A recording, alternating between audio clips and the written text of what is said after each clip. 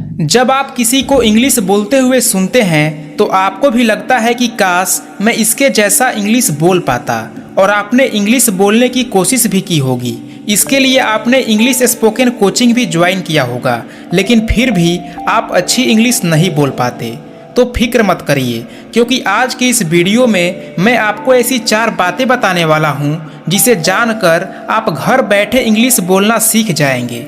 बस इसे केवल नियमित रूप से डेली प्रैक्टिस करना है। Number 1, remember word meaning.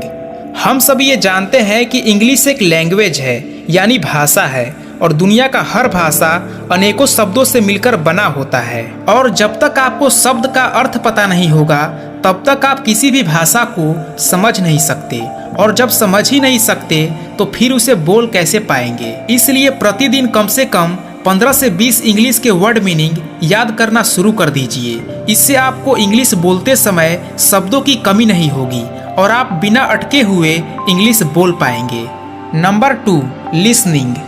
एक बार किसी बड़े म्यूजिशियन ने कहा था कि अगर आप म्यूजिक को सीखना चाहते हो तो म्यूजिक को ठीक से सुनना सीखो, और जब आप सुनोगे तो 50% म्यूजिक आप ऐसे ही सीख जाओगे। सेम चीज इंग्लिश स्पीकिंग में भी अप्लाई होता है। इंग्लिश बोलने के लिए सबसे पहले आपको इंग्लिश को सुनना होगा।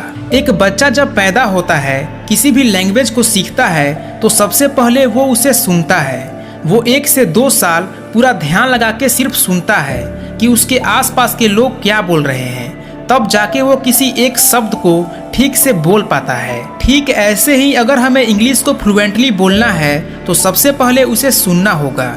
उसके लिए आप इंग्लिश का न्यूज़ सुन सकते हैं या फिर कोई इंग्लिश का पॉडकास्ट सुन सकते हैं। और सुनते वक्त किसी भी वर्ड को या लाइन को रटना नहीं है, बल्कि उनका उच्चारण कैसे करते हैं वो सुन करके सीखना है और दिमाग में बैठाना है। ये आपको रोज कम से कम 30 मिनट करना है। Number 3, think in English. दोस्तों, इंग्लिश बोलने के लिए हम हिंदी में सोचकर उसे इंग्लिश में ट्रांसलेट करते हैं, जिससे ये टाइम कंज्यूमिंग हो जाता है और हम फ्लुएंटली इंग्लिश को नहीं बोल पाते हैं। इसलिए ये जो ट्रांसलेट करने में टाइम लग रहा है, इसे हमको खत्म करना पड़ेगा। और इसके लिए आप इंग्लिश बोलते समय इंग्लिश में ही सोचें। इसमें थोड़ा टाइम लगेगा, लेकिन धीरे धीरे आप इंग्लिश में सोचना सीख जाएंगे। Number 4, practice.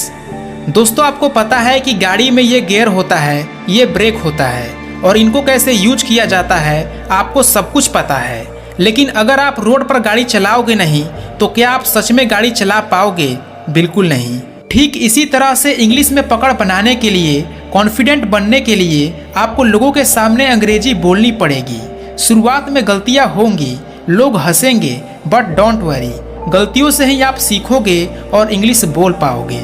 इसके अलावा आप इंग्लिश स्पीकिंग के कॉन्फिडेंस को डेवलप करने के लिए अपने मोबाइल का कैमरा ऑन करो और किसी भी टॉपिक के बारे में या आपके साथ आज क्या क्या हुआ है उसे इंग्लिश में बोलो, और फिर जो आपने वीडियो रिकॉर्डिंग की है उसको सुनो और देखो कि मैं कहाँ पर गलती कर रहा हूँ। यकीन मानिए, अगर आप ऐसे ही लगातार प्रैक्टिस करते हैं तो कुछ ही दिनों के अंदर आप फ्लुएंटली इंग्लिश बोल पाएंगे। वीडियो पसंद आया हो तो इसे लाइक करके हमारे चैनल को सब्सक्राइब जरूर करें। मिलते हैं अगले वीडियो में, तब तक के लिए जय हिंद, वंदे मातरम।